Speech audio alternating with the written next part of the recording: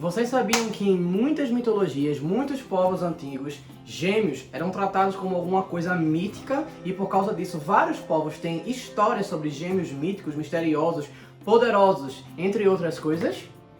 Vou contar hoje uma história dos maias que falam sobre uns gêmeos míticos bem interessante. Então, bom dia, boa tarde, boa noite, sejam bem-vindos a mais um vídeo do canal. E vamos lá! Bem, eu já contei algumas histórias maias aqui, né? Era o povo que ocupava ali boa parte da América Central, no istmo, né? Naquela faixazinha de terra quase inteira da América Central e o sul do que hoje é o México, né? Aqui na península do Yucatán, que o nome original é Mayab.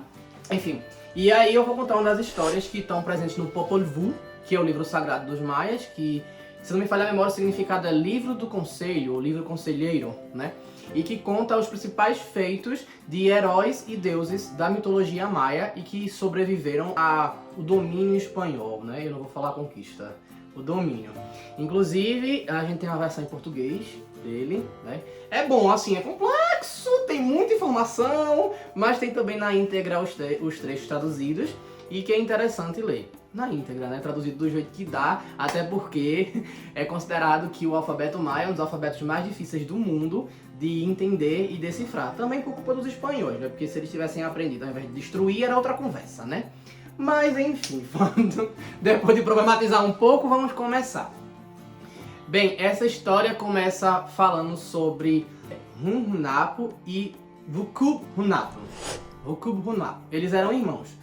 Hunhunapo, ele tinha 2 filhos no primeiro casamento dele, Hunchoven Humbats, eu acho lindo esses nomes, que eles eram tratados como macacos. Não se fala muito sobre por que eles são tratados de macacos logo desde o começo, mas vamos dizer que eles tinham aparência e atitudes meio macacos do Novo Mundo, tá? Macacos aqui da América, os macacos que a gente conhece lá de carros menorzinhos e tal. O conto ele se passa na época, eu falei que houveram várias humanidades, algumas delas foram destruídas pelos deuses, enfim, papapá. De acordo com os contos, acontece na humanidade de Madeira, na parte de Madeira, que tem Vucub-Caquix, Sipacna, que é filho dele, enfim, outras coisas. E aí, nessa tentativa, houveram vários tipos de criaturas.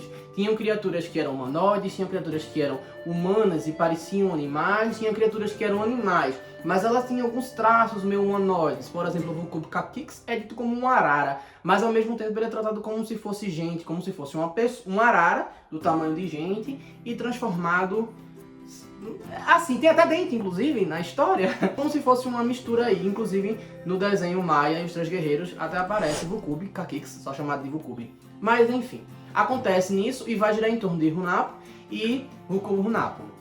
Eles eram pessoas benquistas ali naquela situação, lembrando que praticamente não tinha astros, então não tinha nem sol nem lua, basicamente ali tinha só uma luz vaga que acontecia por lá e não tinha muita iluminação. E eles ficavam por lá. Não se fala muito bem sobre essa questão de luz, né? Mas enfim, vocês vão entender o que eu tô falando. E aí acontece, eles ficavam por ali e eles eram bem conhecidos e tal, e jogavam muito. Pok-Tatok, o nome do jogo, né? Que é aquele jogo maia que não só maia, mas também asteca, que eles ficam batendo a bola lá. O nome asteca eu sempre esqueço como é que é asteca. Eu sei que maia é Pok-Tatok, em asteca é Ollantzimitztli, uma coisa assim. Mas enfim. E eles jogavam muito até que as divindades do Xibalba, o inframundo maia, se incomoda. Achar ruim aquele barulho, muita felicidadezinha, sabe? Não tô gostando disso. E aí manda uns mensageiros para avisar a eles que eles estão sendo intimados para comparecerem no Xibalba. Eles descerem no inframundo para disputarem uma partida. Se eles são tão bons jogadores, venham disputar aqui. E aí, quando os mensageiros são as corujas, eles chegam à noite para poder falar com eles e dar a mensagem. Eles vão conversar com a mãe deles, eu acabei de ver, Shimkane, se eu não me engano o nome dela, Shimkane. E vão avisar ela que eles vão descer e vão deixar um milho plantado, uma plantinha de milho ali plantado, para que ela possa acompanhar o estado deles. Se o milho vicejar, eles ganharam. Se o milho secar, eles vieram a falecer. Perderam a disputa e tal. E aí o que acontece? Eles descem, vão pro Xibalba. quando chegam lá, os deuses recebem eles, só que ao invés de receber, eles recebem com estátuas. Como lá é muito escuro, né, eles falam qual é a entrada que eles vão pegar e tal. Eles se perdem no caminho, acontecem algumas coisas, e tem uns estátuas de deuses do inframundo. E aí, Hunahpu e Rokubo Hunahpu, eles acabam cumprimentando os deuses de madeira, né, os bonecos, ao invés dos deuses mesmo. E aí, os deuses tinham feito essa armadilha justamente para alegar que eles foram indelicados, eles não foram polidos, cultos. Tá bom. Aí por causa disso eles têm que passar por uns desafios para que eles sejam redimidos para poder disputarem o jogo de bola. Só que acontece, primeiro eles vão sentar no banco para eles terem uma conversa. Esse banco tá pegando fogo, eles não percebem isso, tipo, tá incandescente. Quando eles sentam, eles são queimados, eles levantam automaticamente. Ele também é tratado como uma afronta aos deuses. Depois, por causa disso, eles são desafiados a passar numa sequência de casas, que cada casa, eles chamavam de casas realmente, né? Como fossem umas casas dentro do inframundo, e cada casa fosse temática. Tem uma casa do escuro, das lâminas, dos jaguar, dos morcegos, não sei o que, é um monte de casa que tem. Mas basicamente eles já erram na primeira casa. Na primeira casa eles tinham o desafio de passar na casa da escuridão e receberem o fumo. Eles têm que aceitar de acordo com a cultura deles, dizer que estou sendo bem recebido, obrigado e tal. Só que eles não podem amanhecer com o fumo apagado, mas o fumo ia acabar até lá. E aí eles acabam não sabendo o que fazer e acabam errando. E aí por causa disso o fumo se apaga, eles apagam o fumo, no outro dia não tem como acender. E aí acabou-se, né?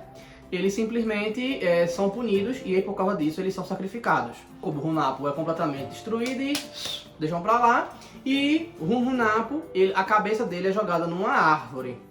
Essa árvore, que era estéreo e tal, não sei o que, essa árvore, ela pega a cabeça dele e transforma num fruto. O fruto fica a cabeça dele, lá uma coisinha. Aí o que acontece? A mãe deles percebem que eles vieram a falecer, infelizmente, né? E ela continua cuidando dos netos, Hunchoven e Humbats, né? Que estão lá com ela. Só que o que acontece? Lá no Xibalba, uma deusa, Shkik, ela tá passeando lá. Ela é virgem, ela tá passeando lá. E ela vai na árvore e encontra aquela cabeça e começa a conversar com o Hunahpu.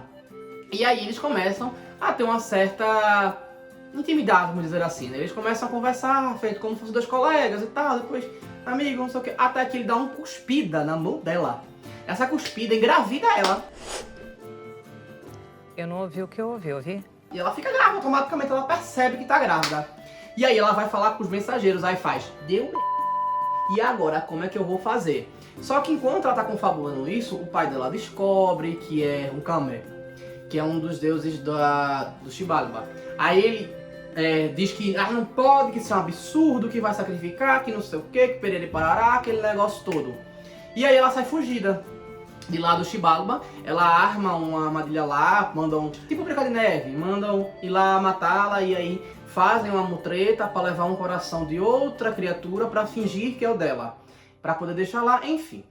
E aí ela sobe pra superfície. Quando ela chega na superfície, ela vai falar com o Shinkame, e explicar a situação pra ela. Aí explica a situação e tal, não sei o que. Ela percebe, né, porque realmente o filho dela veio a falecer por causa do milho, aquele negócio todo. E ela recebe a Nora, né, dá guarita pra ela. Fica aí, mulher, vamos, tá certo. Só que aí ela dá a luz e ela batiza os filhos de Hunahpu e Xibalanque. E aí o que acontece? Esses filhos, que são gêmeos, né, obviamente, começam a ter bastante atenção, porque eles são, assim, prodigiosos, sabe? Eles desenvolvem as coisas, ó, lindamente e tal, aquele negócio todo. E aí os mais velhos ficam com ciúme deles, e por causa disso começam a aprontar com eles. Antes de eu continuar a história, né? Se estão gostando do vídeo, curtam, comentem, compartilhem, se inscrevam no canal. Pelo amor de Deus, se inscrevam. Se inscrevam, que a gente tá na luta pra monetizar. Por favor. Tá, vamos lá. E aí, eles fazem várias coisas, até que os gêmeos, Hunahpu e Xibalanque, eles crescem assim, né? Ficam mais velhinhos um pouquinho e decidem se vingar de alguma forma. Vocês estão doidos! E aí, nessas artimanhas, Choven e Humbats pedem para eles caçarem umas aves. Só que aí, Hunahpu e Xibalanque fazem o quê? dão um troco. Pega e manda eles irem pegar... como é que fala? Mata, né? Umas aves no topo de uma árvore. Só que eles não conseguem tirar. Tipo, acerta lá de baixo e faz, olha, vai buscar lá em cima, a gente tá conseguindo pegar não e tal. Como eles se achavam mais, realmente os outros dois vão subir. E aí o que acontece? Na hora que eles vão subir, eles fazem encantamento pra árvore ficar cada vez maior. E a árvore cresce muito. Aí por causa disso, Rumbatz e Rumchoven não conseguem descer. Por eles não conseguirem descer, Xbalanque e o Napo lá embaixo gritam, olha, pega a tanga de vocês e amarra como se fosse um rabo e tal, pra gente poder fazer um feitiço aqui. Aí eles fazem isso. Só que era só uma brincadeira, só mentira e não acontece nada. Que levada, menina. Menina levada. Só que aí, tanto tempo que eles ficam lá em cima, eles viram macacos. Não entendi nada. Eles realmente viram macacos. Então, o termo de macacos pra eles já era um preview do que eles viriam a ser. E aí, eles viram macaco mesmo.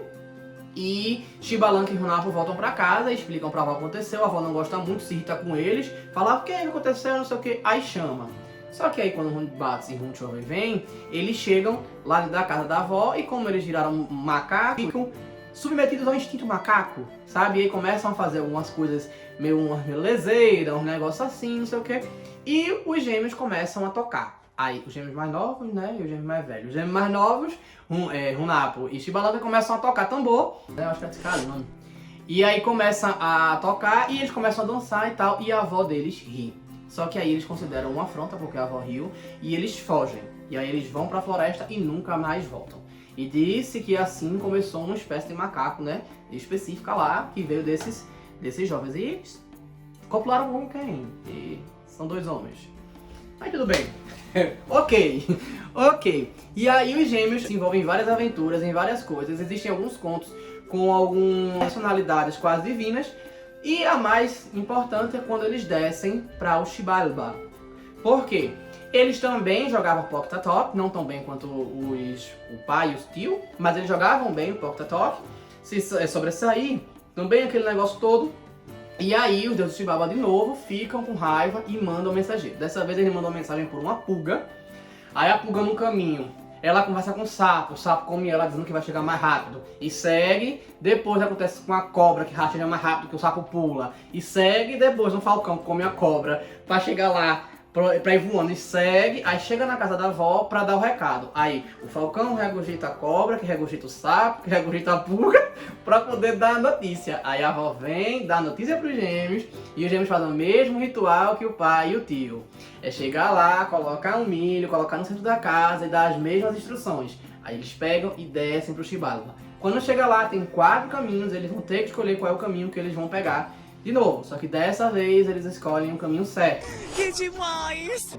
Quase como tivesse, até na interpretação aqui do Popol Vuh, aqui fala que se eles fossem iluminados pelo registro no DNA, feito uma história da Onça e do Raio que eu contei aqui, acho que é Talipang, e que ficou registrado no DNA, a história anterior do pai, ou alguma coisa do tipo, ou até os espíritos do pai e do tio dando um conselho pra eles, né? Eles pegam o caminho certo. Quando eles chegam para cumprimentar os deuses, eles suspeitam que tem alguma armadilha. Eles não conheceram os pais, eles não sabem a história não saiu bem, a não ser que a mãe deles contou, né? Então, aí eles mandam um mosquito ir lá picar, e aí quando pica, o mosquito pica, ele vê qual é de madeira, qual não é de madeira. Por causa disso, um fica acusando o outro, que foi o outro, e aí eles acabam falando os nomes. E aí quando eles chegam mais próximos, eles cumprimentam as divindades com os nomes e as pessoas certas. Então eles já saem na vantagem, Deus já fica assim, ih, tem alguma coisa aí. Quando eles passam a parte do banco, eles também conseguem driblar, eles não sentam no banco para poder não serem queimados. Depois eles passam pelos desafios da casa. Aí quando vai na primeira casa, que é a Casa da Escuridão, que tem um nomezinho específico, Kekumaha, que é a Casa das Trevas. E aí eles fazem o quê? Eles apagam o charuto e pegam um vagalume e colocam numa pontazinha para mostrar como se tivesse alguma coisa acesa. Para quem visse de fora, estava vendo aceso, e aí eles associam ao tal charuto, então eles não foram indelicados. Quando é no outro dia de manhã cedo, eles acendem um charuto de volta com fagulha e tá tudo certo. E aí eles vão passando por cada uma das casas. Na do Jaguar, Xbalanque chega e pede para eles para que não aconteça. Até na interpretação fala que é porque Xbalanque pode ter vindo de Xilan, É Chilan? Chilan Balan. Agora, eu não lembro se é o Balan ou Chilan, é um desses dois. Que significa jaguar, agora eu tô na dúvida. Que é como se fosse similar. Lembra que eu falei no começo que esses humanos eles não eram tão humanos, eles tinham algumas aparências de animais algumas vezes. Então provavelmente tem uma referência a isso. E aí ele pede, os jaguares não atacam eles. Aí tem uma das lâminas, eles conseguem se escapar também sempre com artimanha. Tem a do morcego também. Aí tem a do frio, que eles conseguem fazer uma fogueirinha para sobreviver. Tem a das cobras, enfim, eles sempre vão arrumando um jeito e usando artifícios mágicos realmente. Às vezes eles entram até, ficam pequenos e entram na zarabatana e ficam lá presinho, pequenininho, pra ninguém acessar eles. Aí em uma dessas que acontece isso, um deles coloca a cabeça pra fora e aí é degolado. Só que aí o outro aparece e ressuscita ele. Aí o que acontece? Os deuses ficam possessos com essa situação e simplesmente vamos jogar mesmo, já que é essa situação. E eles disputam as partidas, os gêmeos ganham, eles ficam revoltados e dão um jeito de trapacear, dizem que eles trapacearam e por causa disso sacrificam eles.